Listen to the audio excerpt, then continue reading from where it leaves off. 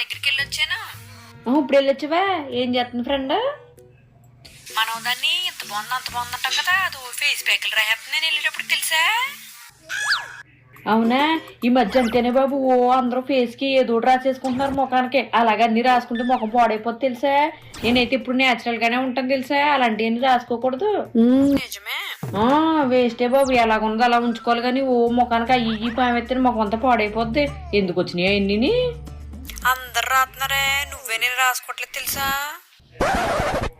అవునవును, నువ్వు నేనే ఏమి రాయమే బాబు, అందరూ అన్ని ఏదో రాస్తానే ఉంటారు అసలు ముఖానికి.